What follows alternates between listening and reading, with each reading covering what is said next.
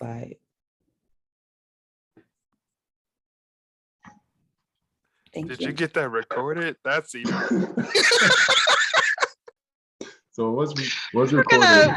We're gonna trim that. Don't worry. Yeah, we can edit these down. So again, apologies for anyone who saw that, but again, this is I guess what we have to deal with in today's society now. So no secret there, and I think that somehow there's going to be a value that emerges here, somewhere around adaptability. But in any case, just wrapping up with the Rocket Mortgage Classic, we're thankful for them extending their support. And I'm actually going to turn this over to Quayan and Jordan, who are going to talk a bit more about the annual review process.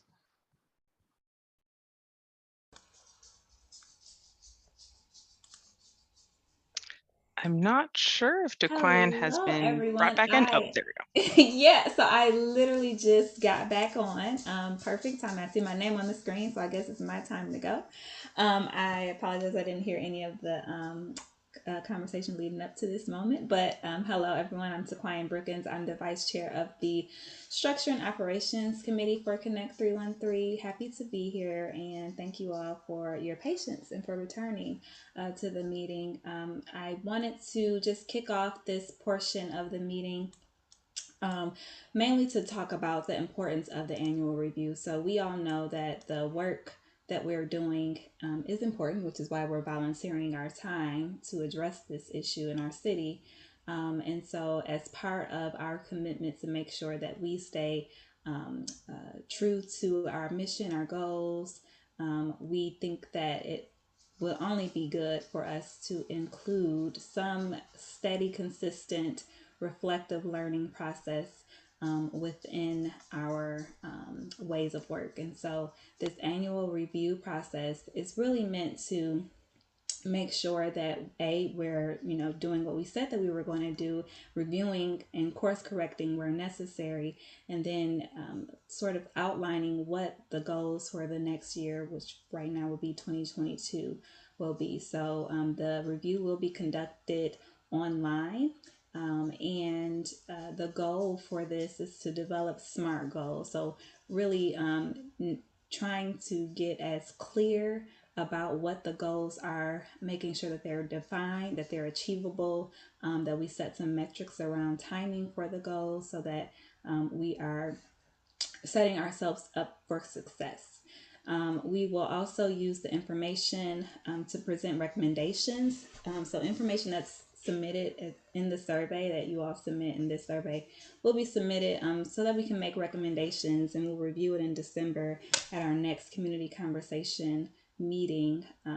And then if you all in the meantime have any additional feedback, you don't have to wait for this survey or even after the survey if things come to mind. Again, this is part of us making sure that we implement some continuous learning and improvement processes in our work so we can actually achieve our goal of bridging the digital divide in the city and making sure that all people have equitable access to digital devices and the internet. So with that, I'm going to turn it over to Jordan, who's going to actually walk through a bit of the survey and be able to answer any additional questions that you all have.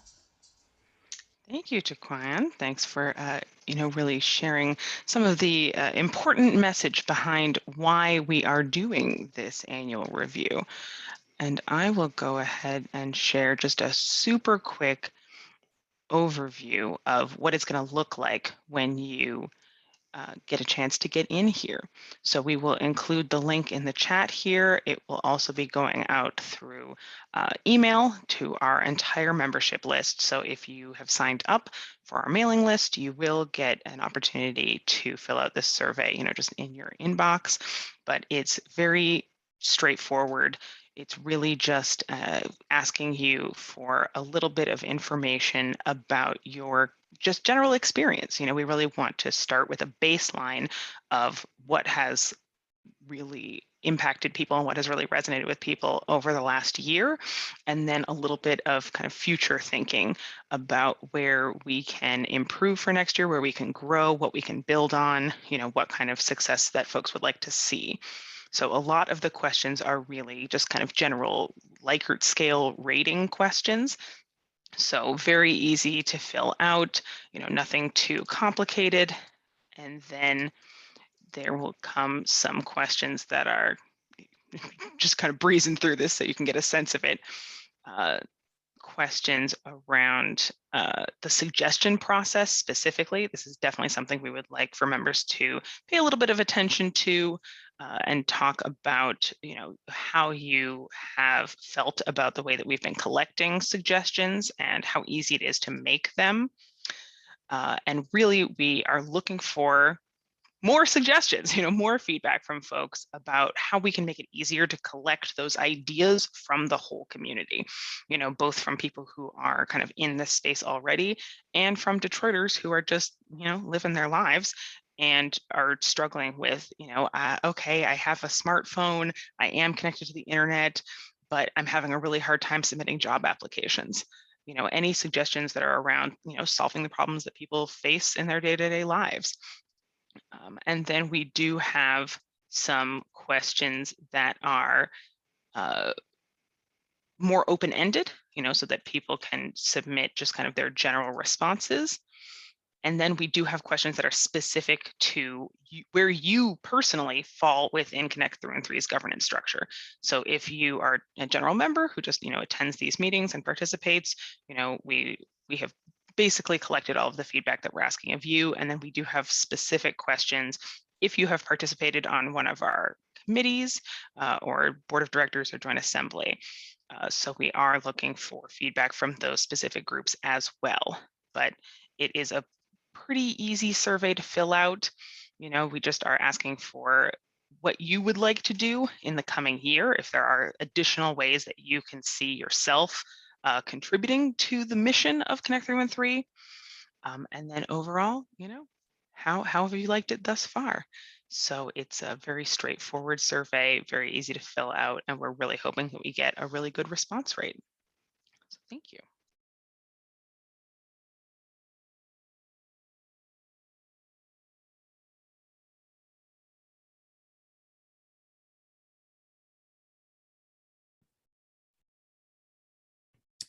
Thank you so much, Jordan. So moving up. Sorry, Micah, you can continue. I just wanted to put it back in presentation mode. Okay, no worries. All right, so moving along in our agenda, super excited that we will have an opportunity today to introduce our first community ambassador. So Elizabeth Garrett is on the call with us, and she will be a representative of District 1 in partnership with Grand Mountain Rosedale Development Corporation. Elizabeth is a lifelong Detroiter. She graduated from Renaissance High School and has a BFA from Hunter College. She previously worked as a counselor in Northwest Detroit and is bilingual. She speaks Spanish, loves to learn about history, and is excited to join Connect 313. I will let Elizabeth introduce herself and share a little bit more about herself on the call.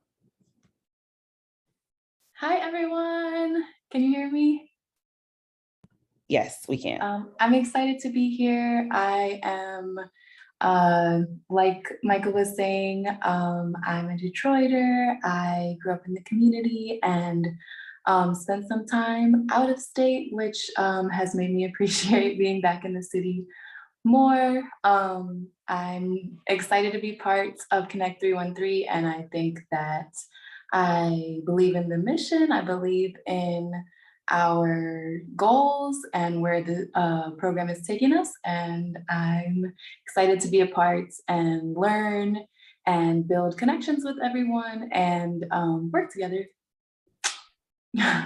Thank you so much, Elizabeth. And just as a reminder, our community ambassadors will serve as liaisons between Connect 313 and the community. So we'll have community ambassadors in each of the 7 political districts of the city in partnership with community development organizations. So they'll be able to learn from the members of the community of what the community's needs are.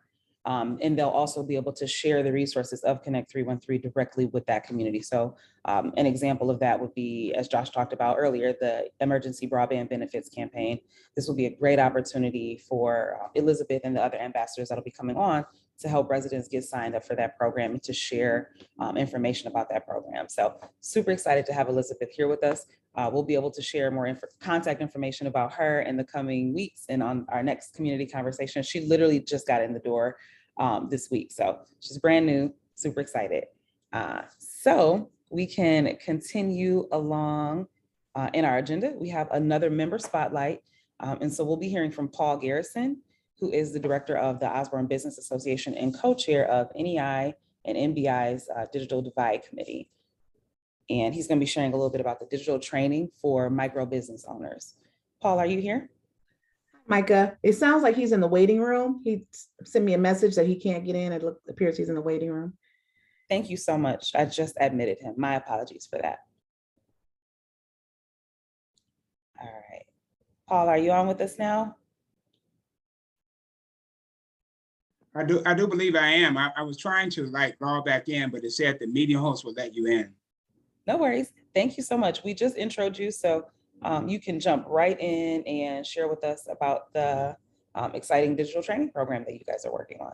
Oh, you introduced me? Oh my God. I did. I didn't realize that you weren't on the call yet. I apologize for that.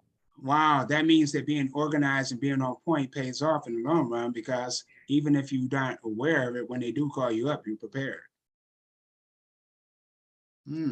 Thus is the excellence and the purpose of OBA.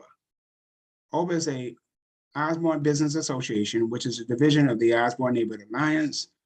OBA is an ambassador in the New Economy Initiative, which is a great initiative that comes together with philanthropic, corporate, and private funding to support an initiative to support entrepreneurs and small business owners in the city of Detroit, Highland Park, and Hamtramck originally.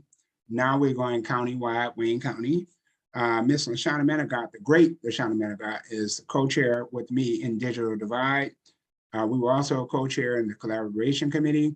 So the New Economy Initiative, which everyone should be aware of, NEI, I'm sure all of you probably are aware of it because you're all smart, intelligent individuals in your field. But NEI, New Economy Initiative, is under a community foundation in Southeast Michigan. And I also see you got Harvey Hollins III on as well, buddy of mine. That's really cool. But getting straight to the point, we created in 2016 what's called NEI Neighborhood Business Initiative. And out of that, we had committees, and the committees are focused on certain things. What we are now focused on is covering what we call gap areas. So we have the gap committee that focus on capital readiness, capital funding. We have the Digital Divide Committee that focuses on technology and digital divide.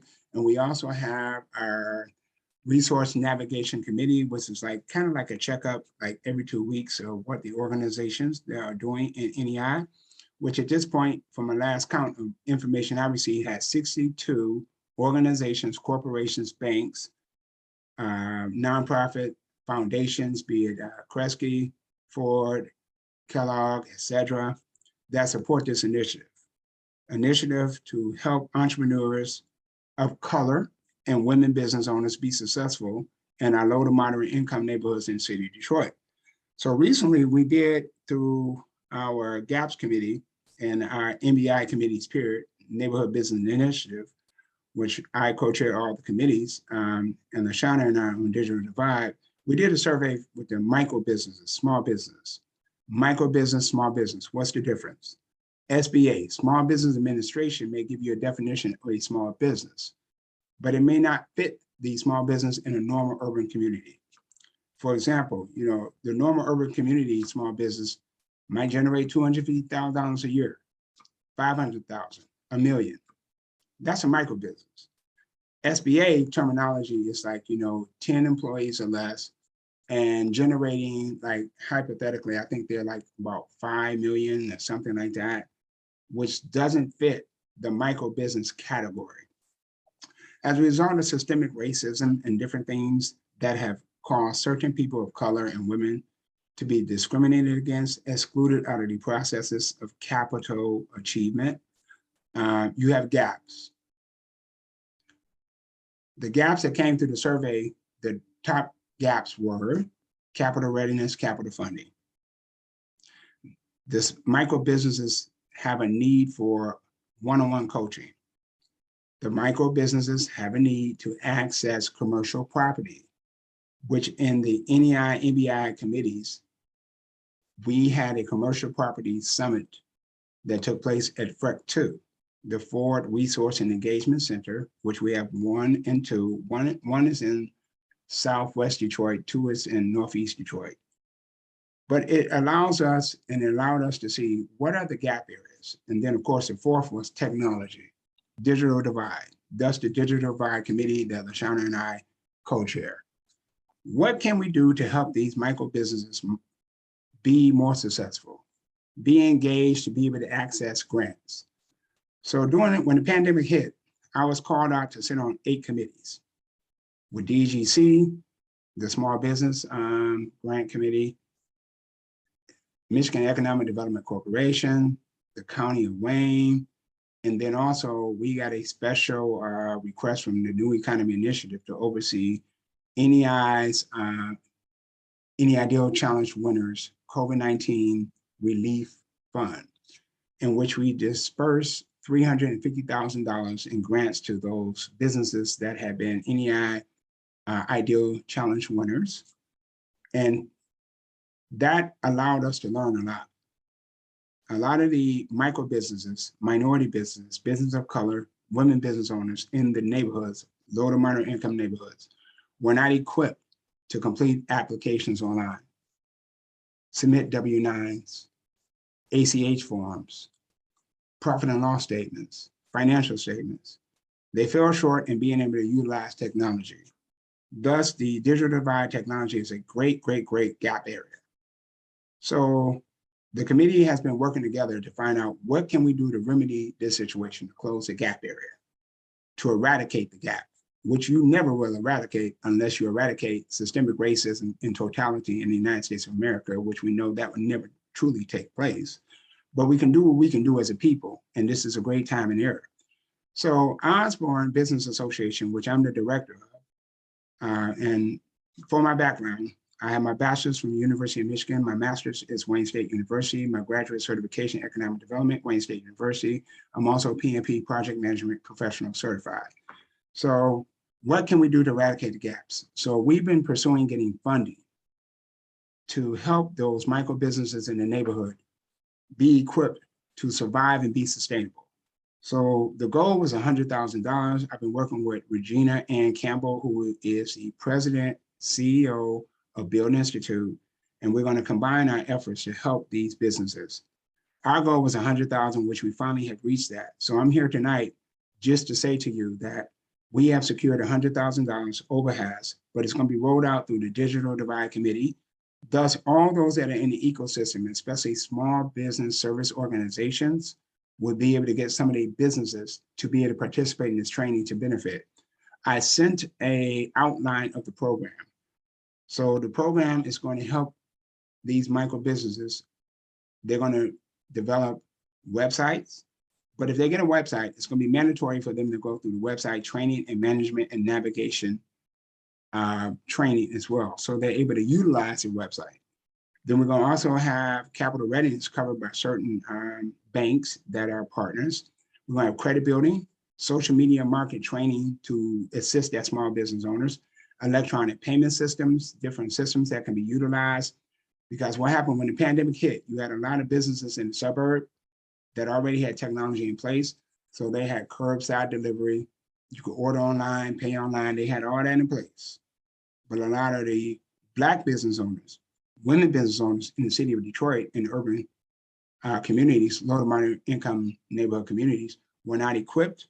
Several of them went out of business. They didn't get grants. They didn't get assistance and resources. So we're trying to just help them be able to get these resources. And that's the purpose of the technology training through the NEI NBI Digital Divide Committee. Thank you so much. Thank you so much, Paul. We absolutely appreciate you sharing this opportunity with us. If you don't mind, maybe drop your contact information for those who may want to get in touch with you if they have any further questions. All right, so moving along in our program, we've got Matt Williams from Microsoft, who will be sharing a little bit about Microsoft Philanthropy's TEALS program. Matt, you here with us? I am here. Can you hear me? Yes, we can. Great. First of all, let me just say, it's great to be here. It's great to be talking to you. I'm so excited to be in front of the community. Let me put my stopwatch on because I know I got a lot to say in 10 minutes. But I do because this is a community conversation. I do want to utilize the chat just a little bit. I do want to ask people on the call who knows what computer science is. Just quickly, just type something in real quick, and then actually I'm going to give you the answer. The instructions behind most technology we use. It's a simple way to say computer science instructions behind most technology we use. Our phones, our car, somebody has to write out the code, right? The question that I really want to pose to the community is, why is it important to our community? Why is computer science important to our community? Just quickly type it in. Give me a couple words. It drives all businesses. Yes. Anybody else? Jobs? Yes. It connects people? Yes. Okay, great. Seems like we got a gist of it. When I hear about computer science, I often hear about like industry needs, the things that needs to happen. People are hiring, there's jobs. Yes, promoting equity.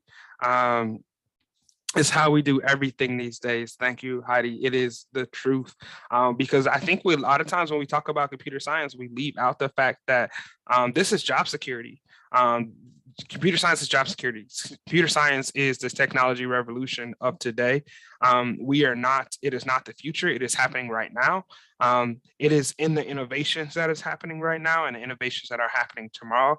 It is also how we can establish wealth and bring together the wealth gap that is happening in our communities. Computer science is extremely important to us as Black folks, but us as people who live in the city. It is important for us to understand that computer science is not how you type on the computer. It is not how you open up your Word document. It is how these things function in the background. And so I want to tell you about the Microsoft TEALS program. The Microsoft TEALS program offers computer science to students all over the city of Detroit. We are in 40 schools in the state of Michigan and 9 schools within the city of Detroit. The program, what it does is we equip all students for the future of computer science. And I'm gonna move through, I don't know if I have a slide. Let's talk, you can skip that. You can one. just say next slide and I'll click through them. Cool, all right. So I kind of skipped through this and we can go to the next slide because I got a lot to cover. So here we go. So technology, education and literacy in school is a Microsoft philanthropy. What we do is we partner computer science professionals with teachers in high schools to teach computer science to our 9th through 12th grade students.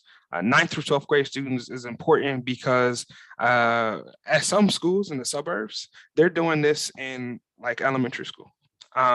Kids are learning coding. I have a 4-year-old and my 4-year-old is starting to learn coding.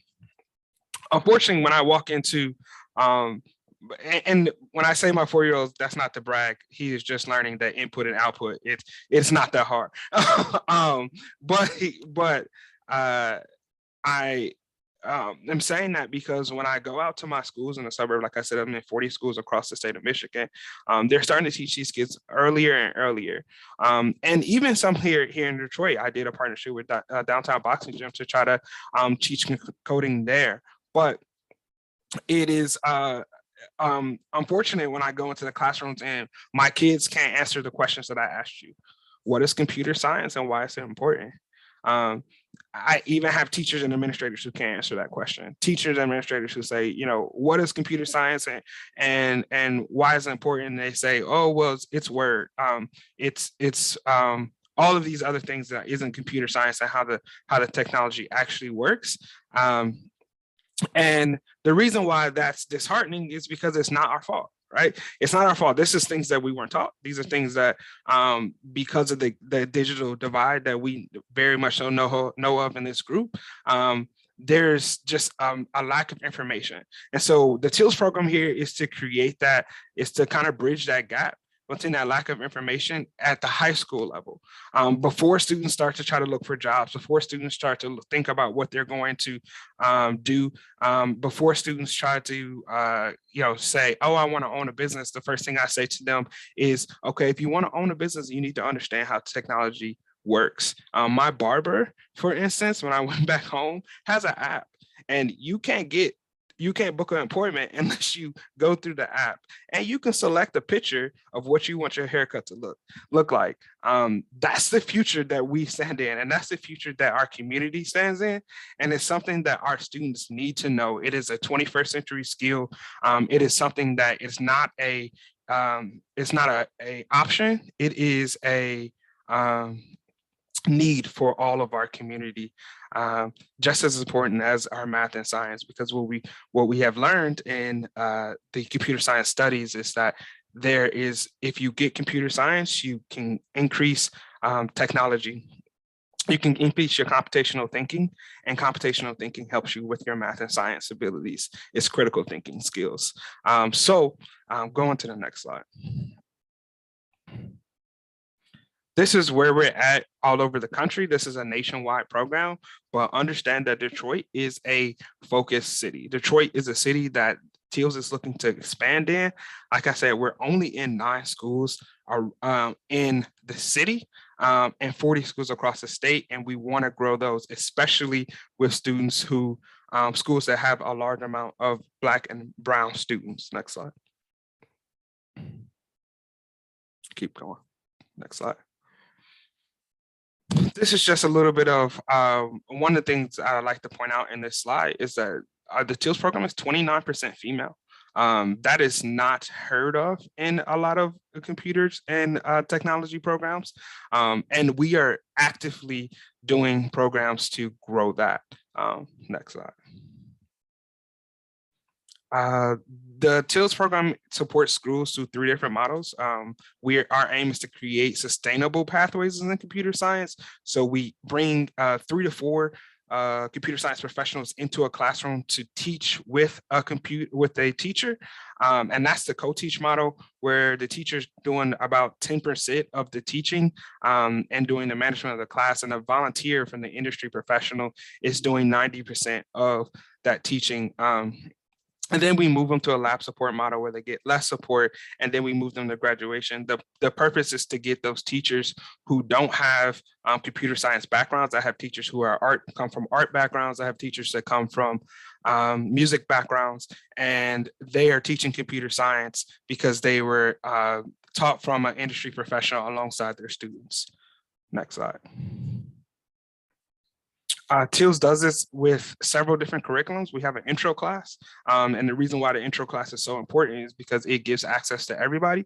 We have 2 AP classes. One AP class is aimed at just getting understanding of and building up confidence in AP and getting a broad understanding of computer science. And then AP Computer Science A is a Java-based course, which is a deep dive into computer science, as well as computer science topics, which is things like cybersecurity and AI. Go into the next slide. We are doing a lot of this remotely. We're doing a lot of this remotely because as we kind of move into the 21st century and COVID has taught us a lot of things in our schools are happening remotely. And it gives us access to more volunteers. So even if my volunteer lives in Novi and doesn't want to go through traffic because they're also working remotely, so they don't want to come into the city to volunteer, they can volunteer remotely. I have volunteers from Seattle and a lot from the West Coast because there's a lot of tech companies there. But this gives our students access to volunteers from all over the country. Next slide, please. This slide is extremely important to us because what we're doing is we want to make sure that computer science is offered and accessible to all students. And so part of that is we create diversity, equity, and inclusion plans with every school we work with, no matter what your population looks like, so that we can make inclusive learning spaces. The class is enrolled with diverse perspective, as well as the teacher understands what inclusive instruction looks like. I said about earlier that 29% of our students are girls, and that's because we ask our schools to reflect the population of their school inside of the TEALS classroom. Next slide, please. I know everybody has heard of Jovel. He's pretty popular around Detroit. His story is that he actually came through a TEALS classroom. Jovel came through a TEALS classroom at Westside and Western International, and was able to learn computer science and is now giving back through Connect 313 through Code 313 as a teacher. And this is just a little quote from Jovel. Just to understand that this program is not about meeting industry needs. This program is about changing lives. Next slide. If you are not in education or not connected to education or don't have students in these high schools, you can be a TEALS volunteer if you have some type of computer science background. And we are specifically looking for volunteers within the city of Detroit. So if you are connected to a company that has computer science professionals, please connect them with me so that I can get them on my volunteer list. We need especially Black and brown professionals inside of our classrooms. Next slide. Next slide. So just as I end, this particular program, the application just opened. I will tell you what schools I am in the city of Detroit, just so you can know. So I'm in Cass Tech. I am at Clarkson, Cody, Cass Tech, Cody, Cornerstone, Detroit International Academy for Young Women, Henry Ford High School, Montfort High School, Osborne High School, Southeastern, and Western International. If you have students at that school, please make sure they get into a coding class. If you don't have students at that school and your students go somewhere else, please get me connected to somebody at that school so that I can get a coding class at their school. We have partnered with the district. All I need is a willing teacher. And so willing teachers are normally inspired by willing students. So if you have a student who is interested in computer science and they don't have a coding class, please let me know so that we can get them a coding class after school, as well as professionals who could help. So that is a quick 12-minute wrap up. Sorry, I went a little bit over. If you have questions, I do want to leave the last 4 minutes for questions for anybody. Matt, I think we lost a little bit of time after our Zoom hack. Okay, So cool. if possible, can you pop your contact information in the chat so that folks can follow up with you if they do have questions, or if you do have questions for Matt, just place them in the chat and we can make sure that he sees them and can help answer them. Cool. Yeah, and I Thank just you want to so much, give Matt. a little shout out and recognize how impactful this program is. My dad has been a TEALS teacher for 4 years now, I think, or whenever it kind of started in Southfield. And it's really had a big impact on the students and on him. So it's a really worthwhile thing to volunteer for. Couldn't recommend it more. Thank you. Yes, thank you so much. Thank you to your dad too. Thank you. All right, so now we will go into our next member spotlight. We'll be hearing from Sandra Ware, sharing with us about the Connected Youth Tech and Innovation Day. Awesome. Good afternoon, everyone. Can you hear me okay? Thumbs up. Yes. Awesome. Well, happy Thursday. It is the day before Friday, so I like to say Friday. And I'm excited to be here. So I know Joshua talked a little bit about Digital Inclusion Week. I'm calling it Digital Inclusion Month because I'm still working and still connecting with the schools and with some of the students that took part in the initiative. So with that, if we could go to our first slide, if we have that available as it relates to the recap. I just want to highlight just an overview of the program. If we can go to our next slide, please. Next slide. Awesome, awesome. So Digital Inclusion Week was a 4-day huge initiative. Shout out to the Connect 313 Policy and Advocacy and Ecosystem team. They totally rocked out. I got to do the fun stuff because I worked with the kids and got to give away some really cool prizes. But in an effort to actually engage our students, and of course, we had to do it virtually this year, but in an effort to get them connected, we certainly wanted to make sure that they had an impactful experience, that they were able to, again, touch technology, take part in some of those coding exercises that Matt talked about during his presentation. But for this, we were able to engage elementary, middle, and high school students. So we had the opportunity to work with 10 Detroit schools, public and charter schools. We had classrooms logging in to this session. It was actually a day. So we started at 8:30 a.m. We closed out at about 3 p.m. We had over 2,500 attendees take part in that full day experience, which was powered by Microsoft. So we were able to partner with their EDU and community engagement team. Again, members from Seattle as well as Detroit. We had about 20 of their Microsoft team leaders take part and actually power the workshop portion of the day. It was live, so we used Teams webinar, which can accommodate up to 25,000 attendees. So with that, we had a live DJ, DJ Todd Everett from the Todd Everett Experience. Joshua Edmonds kicked us off, so we brought the energy. Students were certainly excited to just, again, learn more about what the city is doing, how they could actually make that connection between playing video games and actually creating the technology to build out their own app or video game. And I'm going to touch a little bit more on that as I present more of our slides.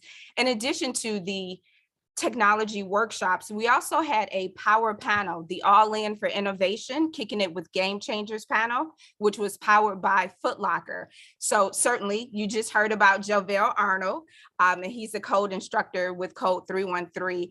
And I just want to reiterate, when you talk about introducing young people to computer science, we have to start early. So Jovel was offered an internship on the spot during Microsoft's Minority Student Day at the age of 16. So with that, and they found out he knew Python coding. So that's how important the TILS program is, and Journey and Code 313. All of these initiatives are incredible for our kids and much needed.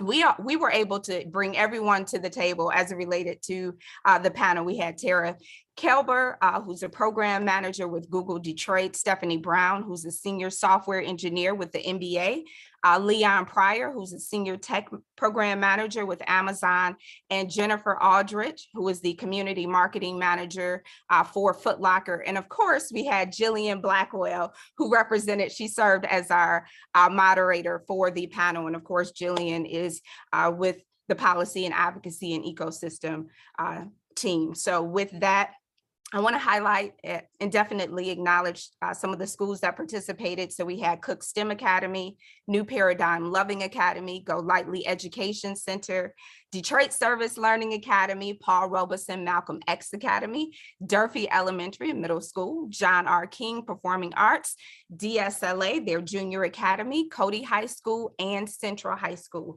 Next slide, please. So a few of our highlights: we had 2,614 attendees. We had 14 hands-on tech workshops and 10 Detroit schools participating. Next slide, please. All right, so I'm going to go into a little bit of our workshops. Next slide, please. So I talked a little bit about just some of the workshops. So the way it was set up during the morning portion, we had our elementary school students. So the students were separated into breakout rooms based on their grade level. So the third graders had 2 rotation tracks and so on and so forth. So the 5th graders, the 4th graders, so they took part in Make Code Arcade and Minecraft, which all kids love Minecraft. And we wanted to make sure that they were connecting the dots in terms of equating coding with Minecraft. In the afternoon, that's when we engaged our middle and high school students. So the middle school students took part in the panel discussion, as well as their workshop tracks included Make Code Arcade and app development. Our high school students also took part in the power panel discussion, app development, but they were also taking part in the LinkedIn Rock Your Profile session, which as an adult, I could use that. So they were, again, taken through that hour hands-on workshop in terms of learning how to create their own LinkedIn professional profile. Next slide, please. All right, so I mentioned it before, but these are the pictures, the lovely pictures of our panel, again, which included Jovel Arnold, Jillian, Leon, Jennifer, Stephanie, and Tara. So this conversation was powered by Foot Locker. Next slide, please. And that's just an image, screenshot taken from the panel discussion session. Next slide, please. All right, so we couldn't stop there. We couldn't end just with telling the kids goodbye. We're gonna give you Foot Locker gift cards, which Foot Locker gave us like, I think it was maybe 6 $100 gift cards just for students that participated in the actual virtual event. They provided a $100 gift card for one of the teachers. So teachers were amazing because they had their whole classrooms logging in. So we certainly want to celebrate and acknowledge our teachers. And with that, we made the announcement right after the panel discussion that we would hold the All In for Innovation Game Changers Design Contest. So we talk about STEM, but we need to make sure we incorporate the A for art. So we have a lot of students that are artists. So we wanted to, again, give them the opportunity to participate. We know students love sneakers, they love technology, gaming. So how could we incorporate all of those components and give them a homework assignment, a fun homework assignment? So that's what we did with the Game Changers Sneaker Design Contest. So we focused on a concept. The sneaker, students had to design their sneaker. They could do it digitally or they could draw it out, and they had to incorporate a technology component. So the prizes will include, top prize is $150 Foot Locker gift card and a Surface Pro tablet.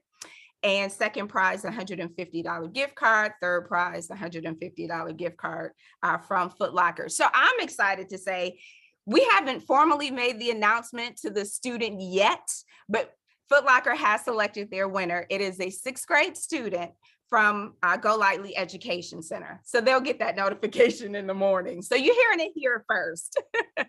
So that's it. But just really, really amazed, inspired, excited about our future and our young people and what they're bringing to the table, how hungry they are to learn. And more importantly, just to be able to connect them to these opportunities. So to the entire Connect 313 team, all the committees, every volunteer, just thank you. This is important work. It's making an impact. Teachers appreciate it. Principals logged on, they appreciate it. So I'm excited about our future. And that's it. I'm going to end it right there to give us some time back. Thank you so much, Sandra. How exciting was that? So now we'll go into our next member spotlight. We'll hear from Joshua Berry, who will share a little bit about Bridge the Gap. Hi, thank you so much. I'm very excited to be here and hear all these great initiatives coming out from everyone, because, you know, for me, I'm a self-taught programmer since I was 12. Well, I'm formally instructed now, but when I was 12, I went on this mission to discover as much computer science knowledge as I could, because it's quite beautiful. It's something, it's the thing I've been most passionate for since I was a preteen. And so today I'm excited to talk about Bridge the Gap. When I was a kid, I'm actually from Detroit native. My parents, they moved us out to Texas and in stride of, wanting for us to go to, the best schools and whatnot. But along that way, I discovered computers and I instantly fell in love. I thought, wow, like the whole idea that you can, build something that starts in your head and over the span of 6 months coding, deploying, it can be in millions of people's hands. I kind of think of it like magic. So this idea that digital skilling can be cool is one that I believed in since I was a preteen, right? And now I'm at a point where I can use a variety of platforms to push for the growth and resonation of that idea as vastly as it can go. It's a huge honor. And it's something I wake up happy to every morning to do. Expanding into Detroit has been an emphasized goal within our organization for a variety of reasons, but my connection to the city is really like a cherry on top if we're successful in this mission. So the Fuel the Future course design, we basically build out modules on Scratch. Scratch is a product of MIT, nonprofit based, and it is honestly the most accessible, to my knowledge, it is the most accessible coding starter kit you think of. And it really allows a kid to pick up on all the fundamentals that you really need to establish before jumping into something like Python or Java or even C. And so for about a year ago, my team, we sat down and really hashed out how do we implement this in a very digestible way for the youth. And so we target age range of from 6 all the way up to 17. We're in multiple secondary education environments. We're in Dallas, McKinney ISDs, as well as in the last couple months, really just communicating with Detroit Public Schools. About 6 months ago, it felt as if, I had this real adamant urge to bring this to Detroit in a meaningful way, again, because of my connection. So we go into our mission statement, which is fueling the future, which will be on the next slide. So fueling the future to us means providing the tools to help the youth achieve their career and life goals at large by encouraging growth academically, financially, and socially, regardless of current socioeconomic standing.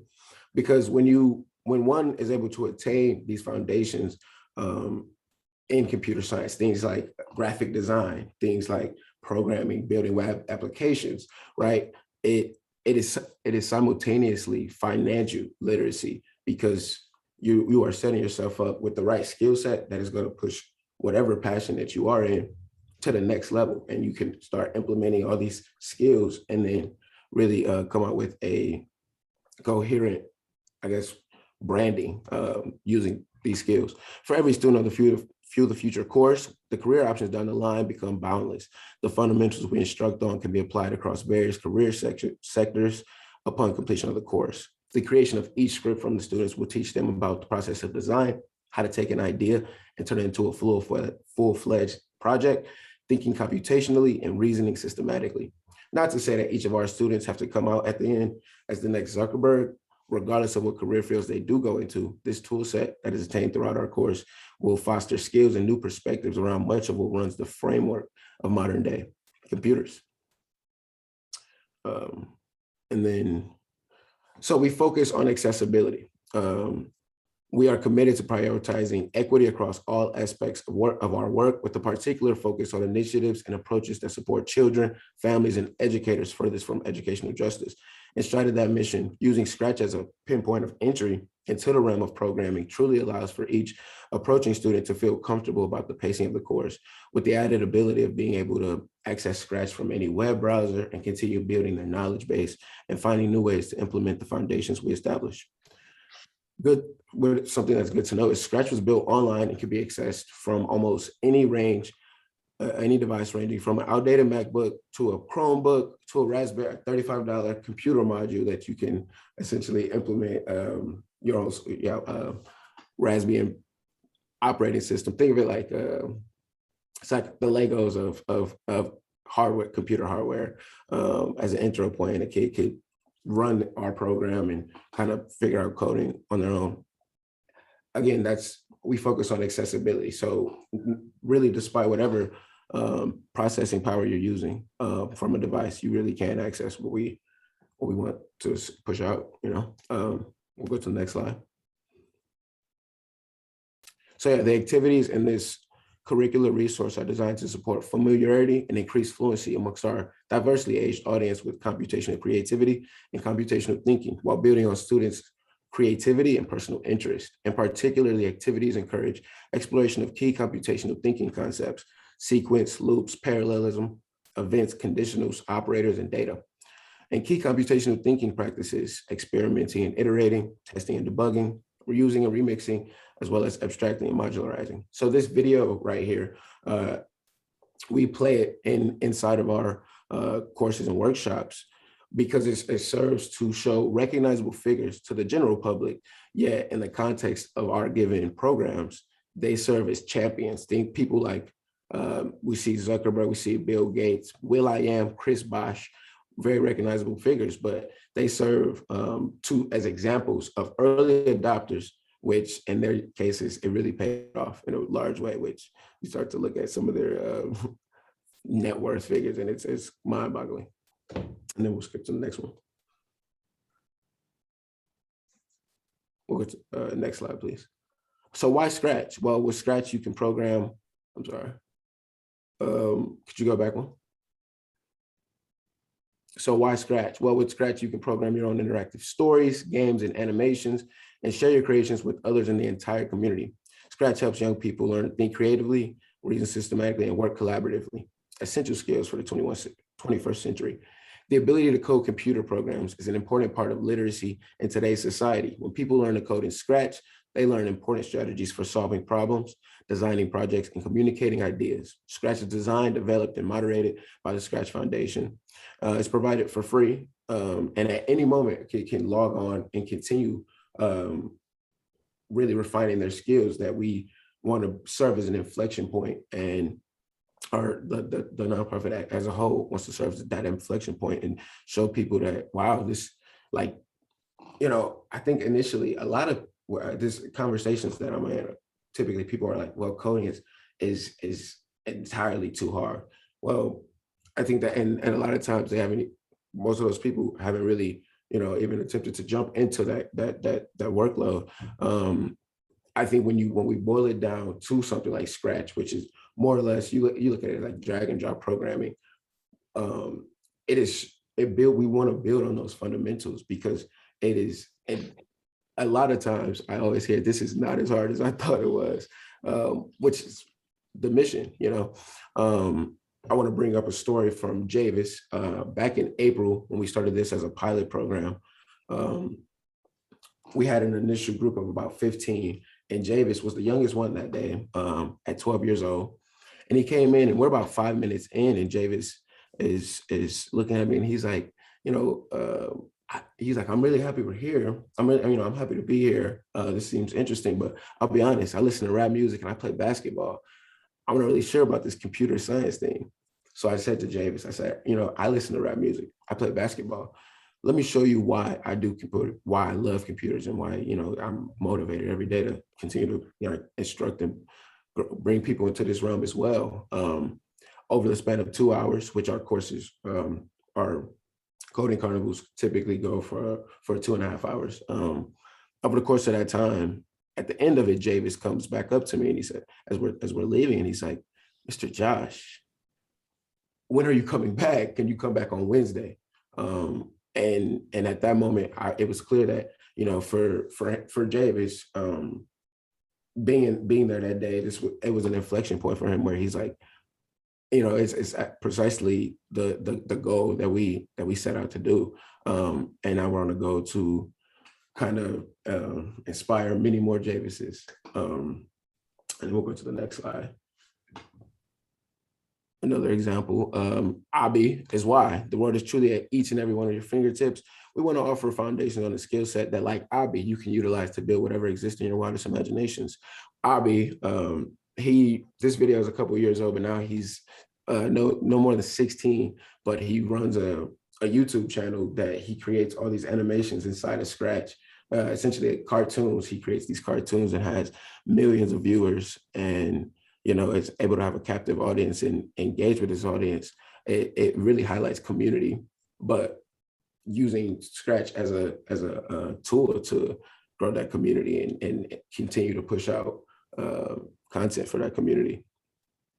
We'll skip to the next slide. So then we break it down as we break down our units. I won't read down every unit, but essentially, like, we want to introduce people to what is computer science. Is as with the TILS program, highlighting that computer science is not really just computer coding and then seeing hardware and seeing software, but really all the applicability and use cases. Computer science is more or less the most essential industry and kind of topic of discussion over the next probably 30 to 40 years in terms of going to that, that next level, going to, who knows what the world's going to look like. But when we have everyone on the team of comp sci kind of pushing and being excited about what's new innovations, that's the kind of stuff that really excites me. So breaking down the applications of computer science and then understanding computer science and unit 0, and then we'll go to unit 1. So then the getting started. So Bridge the Gap has our own Scratch studio where we allow all of our students inside of the course to upload all of their work, where it's this element, the community element of there's, I believe, millions of different Scratch projects over the last decade, where the kids can actually use this point of reference or remix it and implement that code themselves and look at all these great projects that hundreds of thousands of kids across the globe have came out with, and then getting inspiration from them or getting to build on that and then create something new entirely. When we boil it down and scale it down to our actual studio, the kids are directly kind of knowing each other, but getting to see their work. I never think of it as a thing as like cheating, where it's really implementing, and that's the beauty that you'll find in these comp sci programs. Typically, it is very much encouraged to share code and really gain an idea as what this code did and why, how we can implement it and run with it. We'll go to unit 2 and kind of I know we're short on time, so I kind of speed through all this. A new world, expanding your computer vision, really just establishing a culture of creative computing through creating, personalizing, sharing, and reflecting. Unit 3. So yeah, we have these unit goals. Something new in this one, we have an entire arts themed activity base where the students are essentially trying to explore the computational concepts of loops, events, and parallelism, culminating in the design of personalized music videos. That's kind of the activity that we come out of, and we have an entire Scratch studios at the end of each link, which will lead them to all the other personalized music videos that we've produced in-house. And it's always really fun. Telling a story. This one specifically, a great example being Abi. He gets to tell these stories to millions of people and create them in a relatively short time frame, just because Scratch really allows, once you really can adapt that knowledge base and you know what you're doing, you can really go full speed ahead, 100 miles per hour, and create awesome things. This was a really dope video. Black Lives Matter. It was 7,000 kids participated and basically built out entire little animations and movies and postage on Black Lives Matter, following the tragic murder of George Floyd. Unit 5, we start to build our own games using Scratch, and there's literally millions of different games and unique games and really fun activities that the kids always really resonate with and they love. Unit 5, the kids really love getting to. Once they see it in the table of contents, they're like, oh, building my own game time and time again. It's really exciting for all of them. We'll go to Unit 6. The advancement of this, rather than focusing on a particular kind of use case of what we've all picked up, this is really where the kids now have a really established kind of foundation base, and then we can advance from there and allow them, they really refine exactly what we've been instructing them on and showcase at the end of this unit and whatever project they want to come up with something entirely on their own, unique, directly from their brain, and just get to showcase that, okay, wow, I've actually developed a coding base, which a lot of times it's very easy to transfer that into Java or Python, because again, these fundamentals that you need to learn in those more advanced coding languages, you really can pick up those foundations here. And then these are just kind of our resources at disposal. And this is our Scratch at MIT, our Bridge the Gap studio, where you can see dozens and dozens of different works. We'll skip over to the next one. Hey, Joshua. And in the interest of time, we're gonna have to start wrapping this one up, just because we did lose time due to the Zoom hack earlier. So we're going to transition to some of these other items on our agenda. No worries. Well, so Bridge the Gap, what we're doing, wanting to come in Detroit in a big way. It's just a very exciting time, and I want to thank you all for listening in. And, I'm excited to be a part of Connect 313. Thank you, Joshua. If you don't mind, let me put your contact information in the chat if anyone has questions for you and wants to follow up or reach out. Okay, awesome. Thank you. All right. So next we want to talk just a little bit about engaging in Connect 313 and what our upcoming timeline is. So we all know the great ways to get connected with Connect 313, but I want to make sure that we share them again on this call. So become a member and make sure that you're on our email list and distribution so that you're getting all of the updates that we'll be sharing via email. Submit suggestions. If you know of a way that you want to see the digital divide being bridged in your community or in the city broadly, let us know. And the way that you can do that is on our website, connect313.org/suggestions. If you know someone in your community that has an idea, help them get that suggestion form done too if they need some assistance. Give feedback on suggestions, and you'll be able to do that at our council meetings. You have to be a member to attend the council meetings though, so make sure you become a member. And for feedback on the suggestions, when we get the suggestions and push them through the process and in the entire process flow, we want to know what you guys think about it. So we offer opportunities to share your feedback with us. And lastly, just be a Connect 313 advocate. Let folks know what we're doing. This is such important work. You guys are all doing incredible things in your respective bodies of work as well. So let us know if you have things that you want to share on our upcoming community conversations as well. All right, so looking at our nomination and election process. So we will begin opening for nominations in November. Make sure you have updated your your membership form, excuse me, so that you can get the information for nominations and so that you can be on next year's roster if you wish to be. So the nomination form will be available on November 4th, and the elections will run from December 9th through 30th. Once the election process has completed, we will make the announcements for our new leadership in January. All right, so a few upcoming dates. Our next council meeting is November 11th, and our next community conversation is December 9th. You'll get e-blasts about both of those, so please make sure that you register and attend so that you can share feedback and so that you can hear about the exciting updates that are going on in the Detroit digital inclusion world. All right, so I think we've got everything done here. So I'll pass over to Josh to close us out. And thank you all for joining today. I definitely want to say thank you for the guest speakers who came on today. You all have shared a wealth of information. We appreciate it.